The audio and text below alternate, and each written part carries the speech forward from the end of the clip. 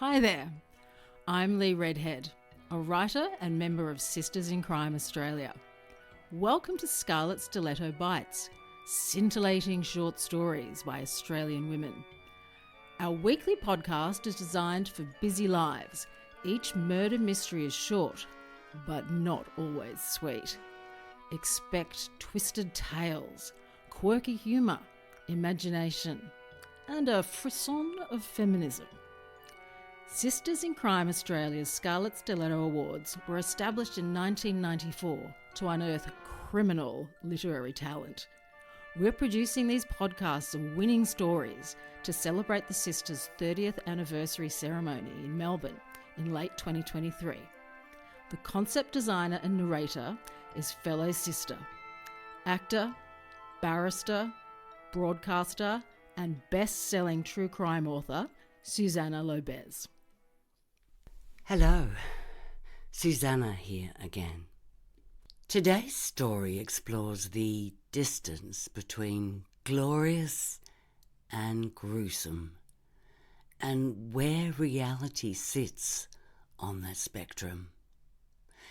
2010 Scarlet Stiletto winner Tallow by Eleanor Marney. And there are some flashbacks and flash forwards in this story, and some gory themes. Dear Tunny and Peter, I've been in such conundrums about this letter. I didn't know when to give it to you, or if I should give it to you at all. I considered enclosing it with my will, but finally decided that would be unfair. The posthumous surprise is the coward's way out, I believe. I didn't want you to feel like I was sidestepping the fallout from all this. I didn't want it to be that way. So I've written this to be given to you both on the 25th anniversary of our aloneness. I should apologise before I begin. This is not a happy story, but I must tell it anyway. James pressed me not to do it. He thinks you will contact the police. Maybe you will. I will have to trust you both. Whatever happens, I will have to bear it. A part of me wants to ask your pardon, beg your forgiveness. But another part of me stands resolutely beyond that. I did what I did for you both, and I have a dogged feeling about it, that things happened as they did, and I can't change them now in any case. I don't have regrets, which isn't to say that I don't still have nightmares. This is how you make a candle. Cut your tallow into pieces, then place the pieces into a large double boiler over water that is already gently bubbling.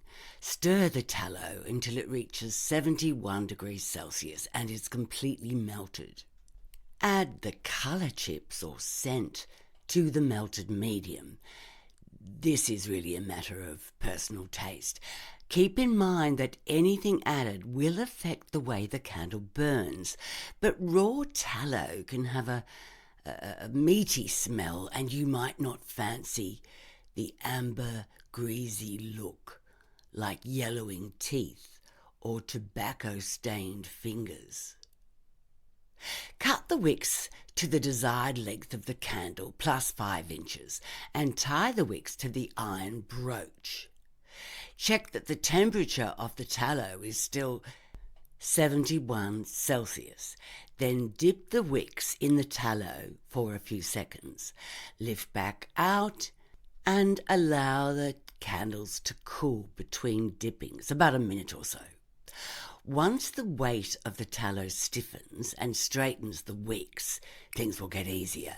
Make sure the wet candles aren't touching each other. Continue dipping and cooling.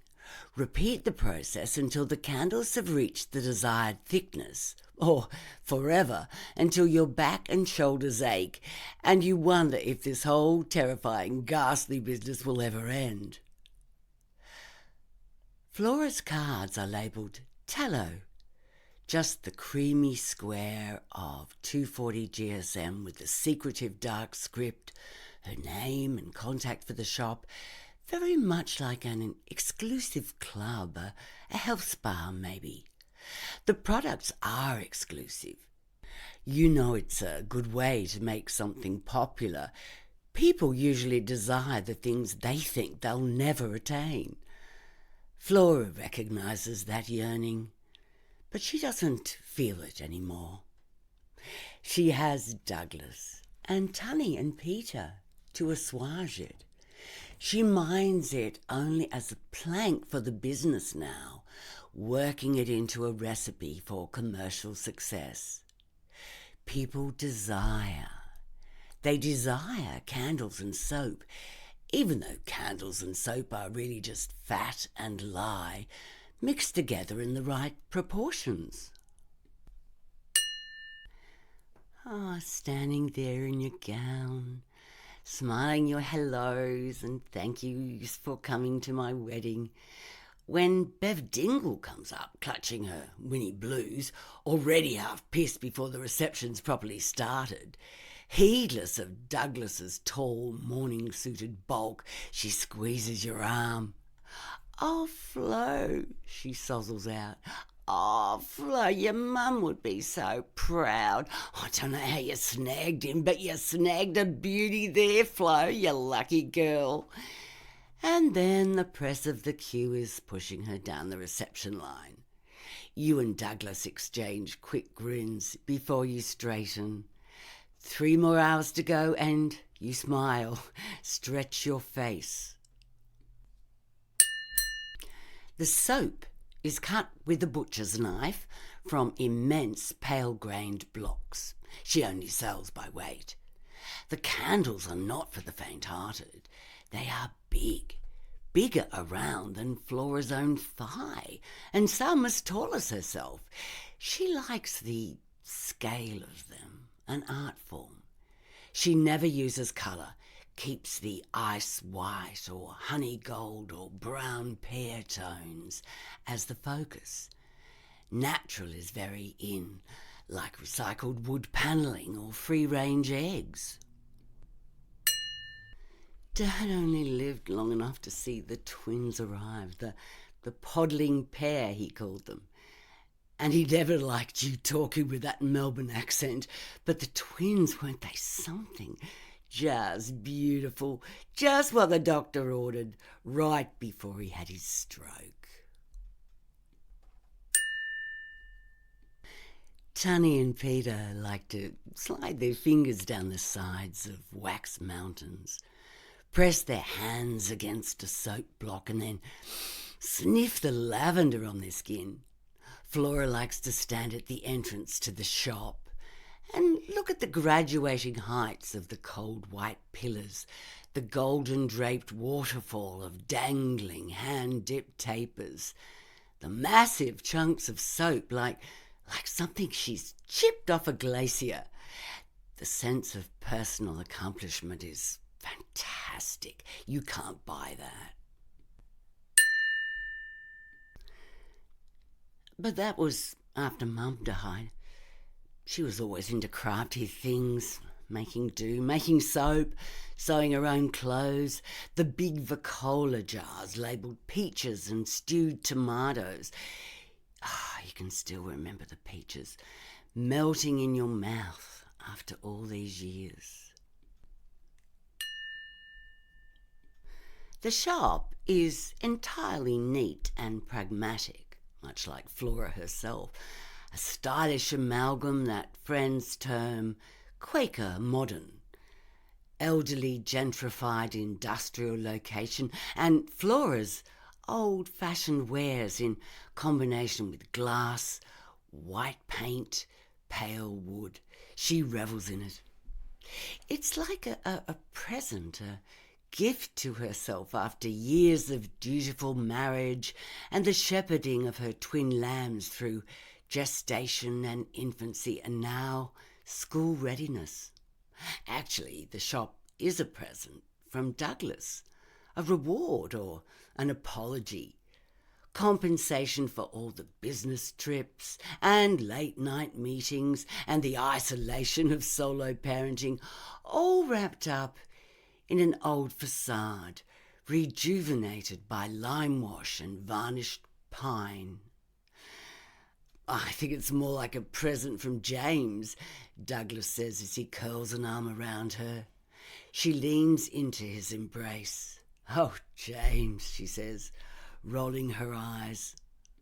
A year after Douglas had introduced him, she finally nailed the accent. Since he talked about himself so little, she waited until Douglas was getting beers from the fridge. Afrikaner? She said. What's that? Your accent, it is, isn't it? He smiled, not looking at her. Most Australians wouldn't know an Afrikaans accent if it bit them on the rear, he said. She noticed he doesn't agree or deny. I remember from my father's cricket Saturdays, the radio broadcasts. Very clever, he said approvingly. Flora still doesn't know if it's the truth. James Fisk is their accountant. Douglas has known James for years before he knew Flora. That Douglas and James now work in the same firm is like a kind of inevitability. James comes for dinner, stays to talk business with Douglas. He's part of the furniture of their lives, ordering the nature of it to some extent. Now's a good time to take a holiday, James says, before capital expenditure becomes due.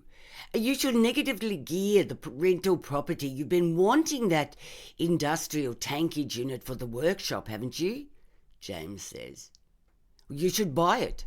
Really? Flora smiles, sipping her wine. Seriously? You said yourself it'll make things easier, Douglas prompts with a grin. Increased productivity? No, seriously, says James, and then I can claim it for you in July. The use of tallow or lard was the catalyst for the Indian Mutiny of 1857. To load the Enfield rifle, the sepoys had to bite the cartridge open. It was believed that the paper cartridges were greased with lard, which was considered unclean by Muslims, or tallow, regarded as sacred to Hindus.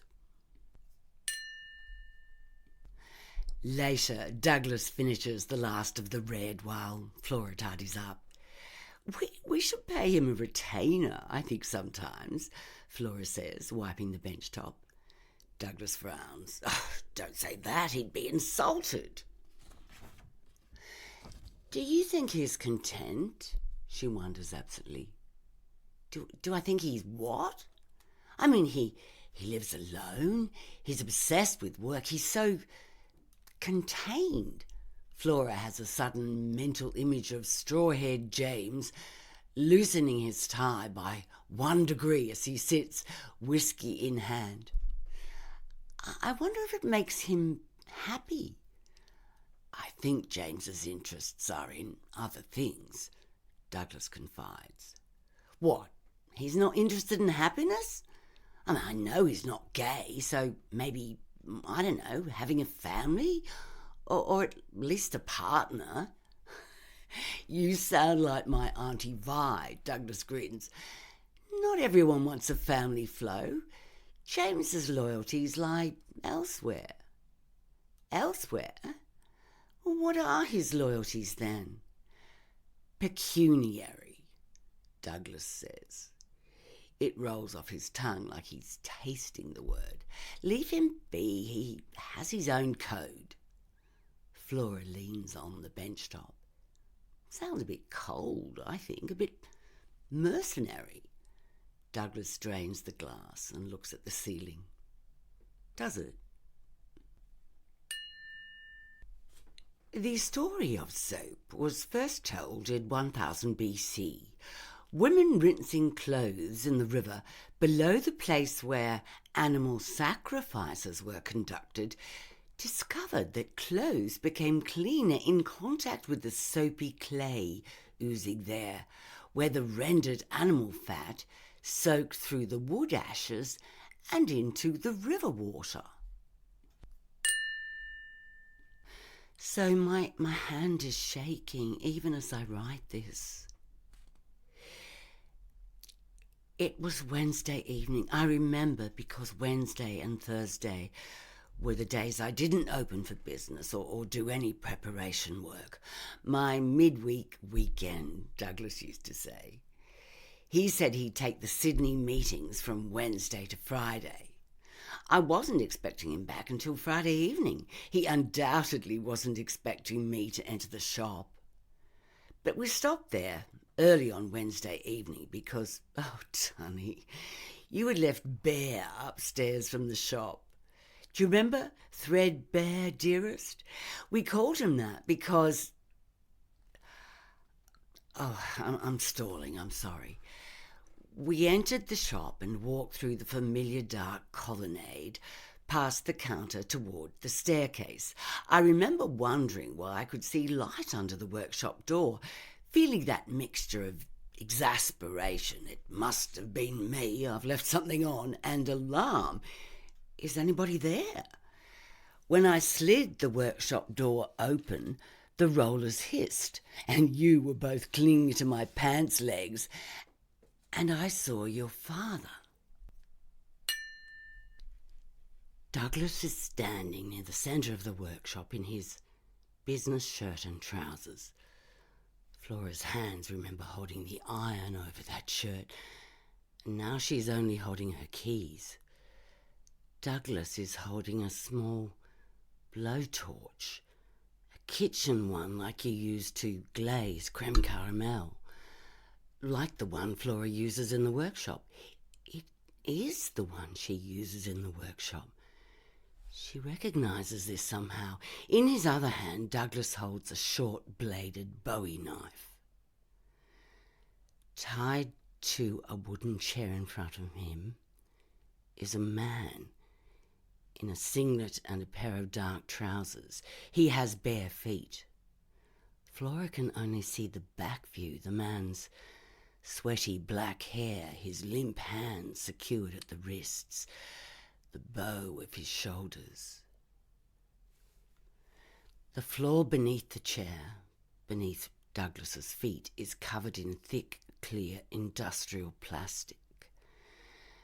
And there are puddles of dark red ooze spattered onto it.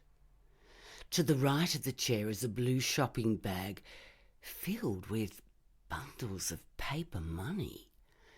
Yellow, blue, grey, more cash than Flora has ever seen in its raw form. The whole scene is aglow, stark and bluish, lit up from the side like a diorama in the halo of the workshop desk lamp. It looks staged, filmic somehow. It is unreal. It can't be real. Rendering converts waste animal tissue into stable, value-added materials and refers to any processing of animal byproducts, or, more narrowly, to the rendering of whole animal fatty tissue into purified fats, lard or tallow. Rendering can be done on an industrial, farm or kitchen scale. Flora is arrested there in the doorway, her expression frozen. She stares at her husband, at the whole scene, all at once, as though her eyes have widened so much that she can see everything in panorama. There's no need for the eye to flit from detail to detail. Her view is omniscient. Douglas is not wearing his tie. His face is ruddy, a bit sweaty, energised. It's rather like the way his face looks after sex. This pulls Flora back. The way Douglas's expression and déshabillé convey the sense of adultery, only this is not adultery. This is something else. Flora returns to her body in a rush, feels the press of the children's warmness against her leg. She blinks at her husband. Flora. Douglas breathes out her name. He is shocked, yes. Then his face changes, becomes paler, more still. His lips come together as he swallows. Flora recognises this. This is Douglas composing himself. Possibly it is this tiny thing that tips her off, that clues her in. Douglas is composing his face for her. Only seconds after he says her name, he regains himself. He releases a switch on the blowtorch with his thumb. There is a zip as the blue flame goes out. Flora feels realization ignite as the blowtorch is extinguished. Perhaps it's the absurdity of it. How is it possible to put a composed face on this? But really, it is the speed of it, the rapidity of the transition in Douglas's face. This is not a singular act. This is something he does a lot. He can change his face, alter his expression at will. He can control his emotions quickly to cope with sudden changes in circumstance.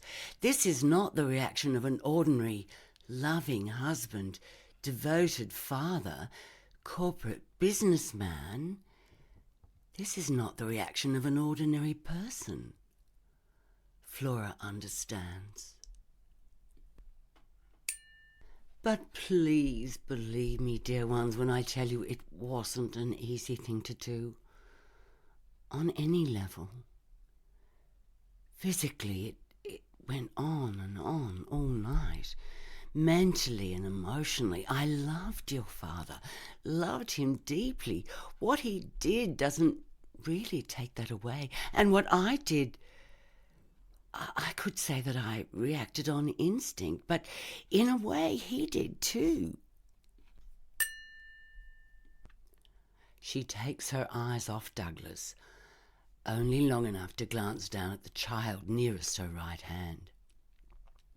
Peter, she says in a low voice, you and Tunny go upstairs and find Bear, please.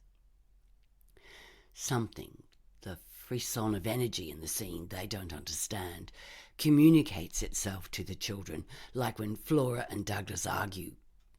The children don't complain or query. Peter takes Tunny's hand and says, "Come on, Tun," and they head for the staircase together. Tunny has her thumb in her mouth. Flora does not let herself think that she is frightened. She takes the one step down into the workshop automatically, relying on reflex, with her eyes back on Douglas. She rolls the door closed behind her. She keeps her face very blank as can be. The most significant problem when rendering fat for tallow is the smell. Chandlers and soap boilers were often relegated to the industrial section of townships on account of noisome odours, an unavoidable byproduct of large-scale boiling of animal carcasses. Keeping her expression blank, getting the children out of the way, it's a miscalculation, she realises. It reveals something about her to Douglas. It reveals that she understands the situation. But What else could she do? When Douglas speaks again, she only starts because the tone of his voice is so familiar, so unnatural in this time and place. "I wasn't expecting you," Douglas says quietly. Sounds so domestic. And she should say something. She should say "clearly" or something like that. She doesn't say anything. Her breath is starting to come back in short and tight. She mustn't hyperventilate. She mustn't scream. Screaming is what you do when you have nothing left. She forces herself to just stand, hands at her sides. "Check the tankage unit at 10 p.m. She's wiping sweat off her lip as she watches James prepare the buckets. She wishes her hands would stop shaking. "Oh, God, I need a fag. I wish I had a fag," she whispers. She hasn't said fag for cigarette in about 15 years, but she's almost crying now. She wants one so badly. It's like an ache in her chest. And James offers her a swig from his silver flask, which helps some, but... With her omniscient eye, Flora observes the scene between the two players. The man in the chair is unmoving. She and Douglas are the players. The looks they direct at each other indicate that they have assessed each other correctly. All that remains is to act. Douglas begins.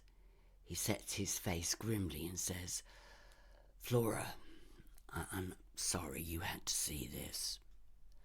Flora still can't trust herself to speak, so she just nods her head quickly. But before she's finished the action, she's wondering what he means. When Douglas takes a brisk, purposeful step towards her, with the knife in his hand, she comprehends. He is apologising for what he's about to do. He moves fast and she can't stumble back. There's nowhere to go. She makes a garbled cry, cringes as he swipes with the knife. She raises her hand automatically. She's still holding her keys. The knife clashes onto them like the sound like teeth clicking together, and by some miracle none of her fingers is severed, and the force of the blow telescopes up her arm, sending her reeling off the step. She bounces off the edge of the work table to her right, jarring her hip, twisting to see her husband. His face is unreachable, single-minded, and he has turned the knife to allow him to thrust down, make a clean plunge into her breast. She's half sprawled over the table, pressed into the corner, and her left hand rakes the wall. She knows she is trapped completely, and she feels her face, mouth stretched in horror, eyes gasping wide. Flora's left hand hits something leaning in the corner, something hard. She grabs for it as Douglas steps in. She rams forward with the hard, heavy brooch handle. The brooch is made of cast iron and shaped like a broom. At the base, where the broom's bristled head should be, there are 12 5-inch metal tines. The brooch handle slams into Douglas's face with a ghastly thud. Blood explodes from his nose. For a moment, his robotic expression is cross-eyed, confused, and Flora almost makes a hysterical laugh. She pulls on the handle. As it comes away, she can see the impression it has made in Douglas's skin, in his skull. He stumbles back, raising a hand drunkenly to the indentation in his forehead. He looks alien and slow, so Flora almost lets her guard down. Then he lifts his eyes, and she only has time to swing the brooch base up when he makes a lurching thrust forward, knife arcing high. She puts her whole weight into bracing, head hunkered down, shoulders hunched. The collision knocks her off the table. So by the time it's over, she's semi-crouched over the handle of the brooch, kneeling, squeezed between table and wall, gasping, staring up into the ruined face of her impaled, dead husband. "What did you call me?" "Douglas always called you in emergencies," she exhales, feeling white and shocked. "Yes, he did."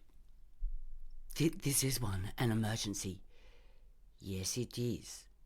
James still looks confused. "And you trust me?"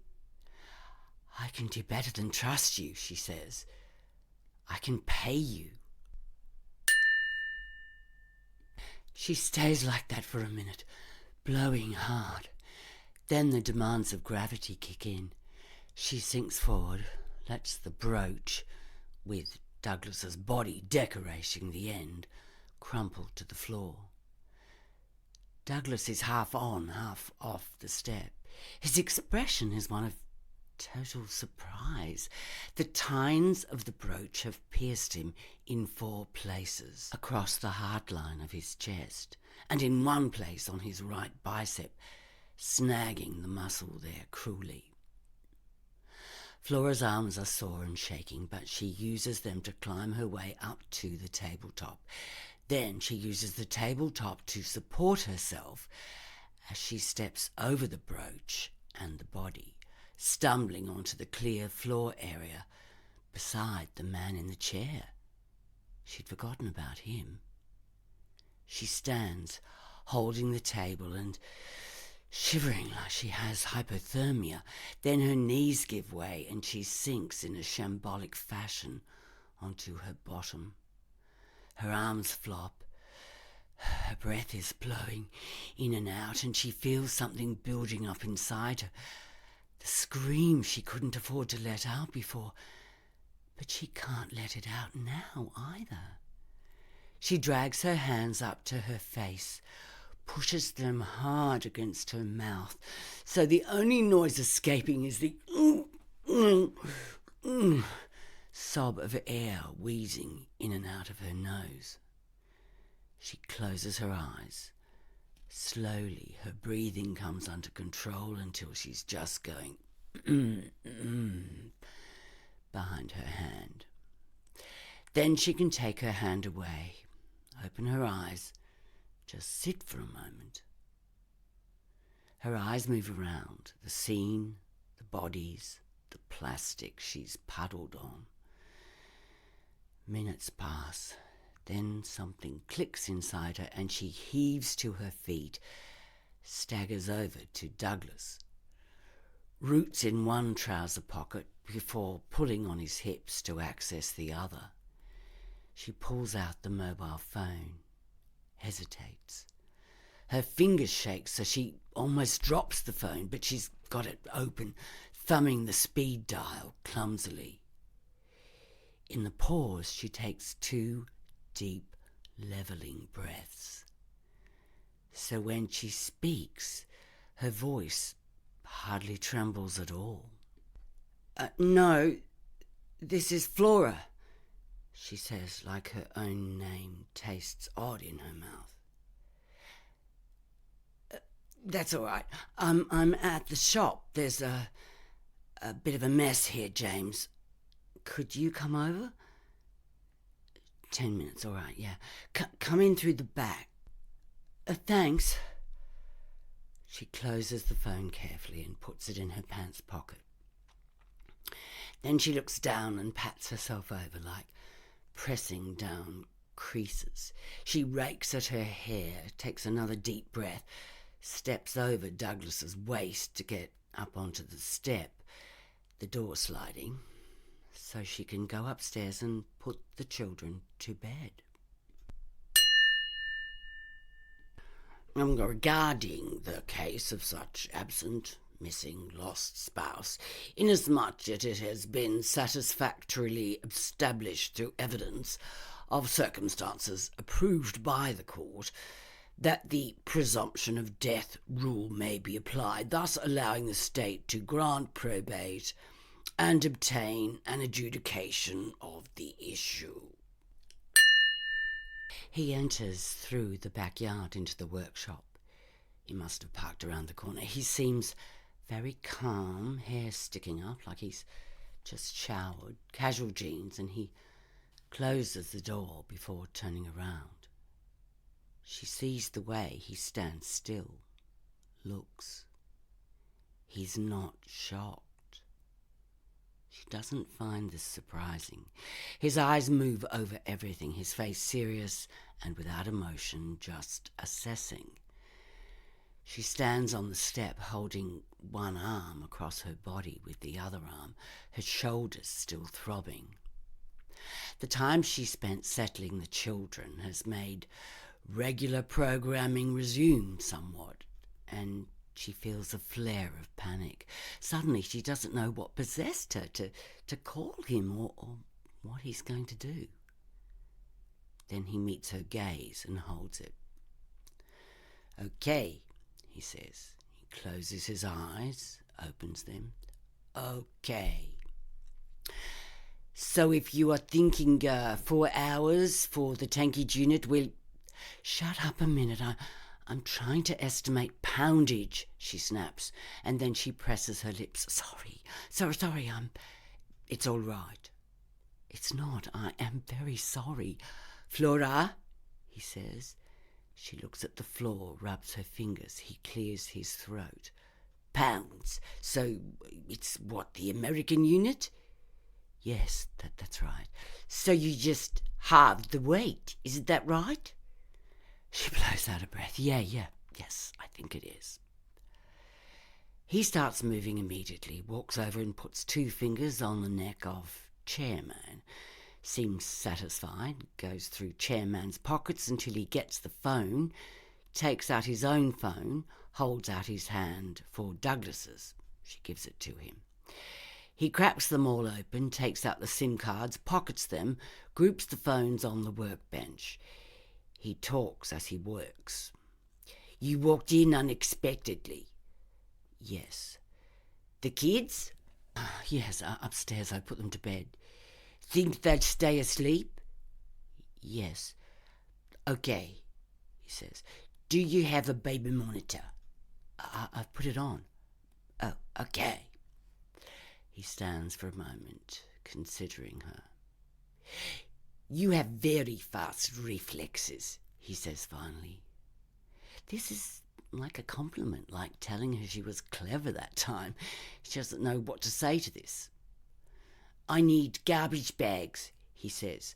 "Gloves, buckets, bleach, cleaning gear. I need to get some things from my car." He's so efficient. He doesn't offer comfort, but this efficiency is comforting. She thinks of saying this, but doesn't. He rolls up his sleeves. Only the steady grumming chew of the meat saw, which is really getting harder to bear every moment, second only to the noises when he finishes a section and then empties the full bucket of pieces into the tankage unit. The plop and squelch. She goes all right for a while, keeps cleaning, but then on the last one she can't help it, rushes over to the rag bucket and retches, her stomach grinding painfully, her eyes scrunched shut. His equipment and her supplies are gathered in a neat pile off the edge of the plastic, and he's already put the money in a garbage bag. She watches as he unties Chairman, tips him onto the floor, the body lying at an odd, stiff angle. "So, is this is what we do now?" she asks, a little wild-eyed. To get rid of them, I mean? Isn't that what we have to do?" "Yes," he says shortly. Then he volunteers. "I can get rid of this one, okay? It's Douglas we have to worry about." Oh, okay, so what, we burn off their fingerprints or something?" James's face twists. "Bloody hell, Flora, this isn't the movies." He stops suddenly, looks at her. Hang on. I wanted you to remember the good things about him too. The way he read to you both before bedtime. The hugs he gave you, the love. It was never just a lie or a cover story. It was real. The love was real. You had his dark eyes, Peter. And, Tunny, you have his dry, deprecating humour.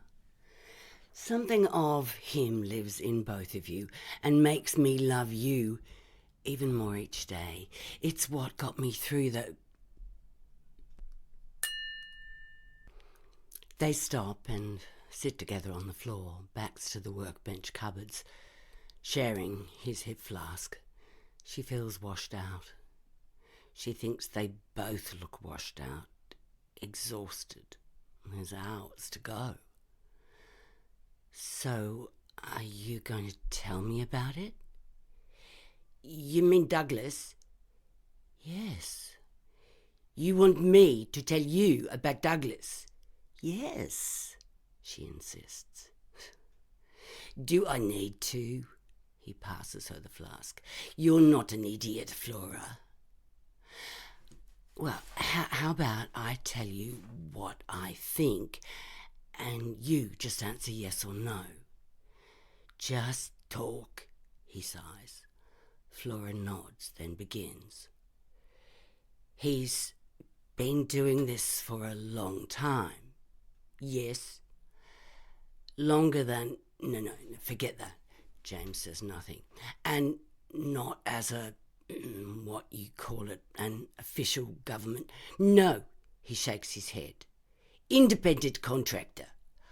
Oh, and is that what you are too, an independent? No, he returns her stare. I mean, not anymore. No, I'm just an accountant, Flora. Oh, so this is... She flicks her hand out to the scene. This is normal for an independent contractor? James shakes his head emphatically. No, this is horribly sloppy, unprofessional. Not at all what I would have expected from Douglas. Sloppy, she repeats. She sucks on her teeth. Yes, I'm sorry you... No, Flora says. She closes her eyes. Don't apologise. We reassure you, Mrs. Ernst, that we're still looking into it. Your husband's disappearance is still important to us, whether it's 6 months or 6 years. Thank you, Detective. Thank you for being so understanding, he says and looks around. It's good you've kept up with your business. Well, it keeps me occupied. Would you like a candle, Detective, or maybe a block of soap? Here, these tapers are nice. I couldn't. No, please, she says. I insist. It's 4:40 a.m. She skims off the solid, chilled fat from the aspic by just upending the buckets like making sandcastles and slicing the hard top white layer away from the jelly. James bags the aspic and takes it out to the car with the other remains for disposal. Flora's hands are greasy from stacking the blocks. She's anticipating a few hours' sleep beside her children until she has to get up and make them breakfast before kinder, before returning to the longer work of dipping the tapers and mixing the soap. James comes back for his gear as she's wiping her hands, closing the fridge.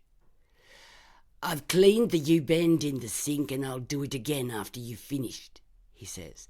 Remember to bag the rags. Anything else touching... I know, she says tiredly. I will. I'm going now, he says, hesitates.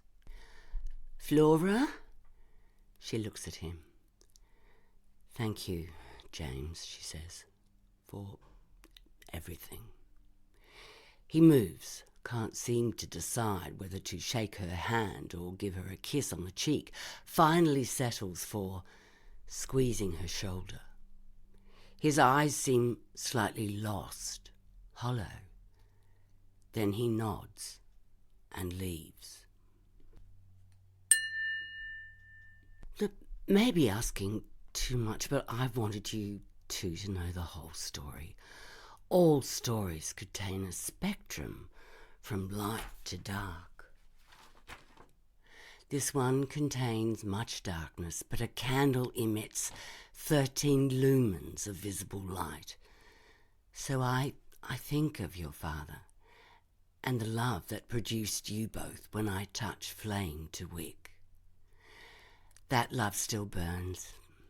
It will see us through. Forever, your mother, Flora. The end. Thanks so much for listening. We'd love your feedback. Subscribe for free to Scarlet Stiletto Bites wherever you get podcasts.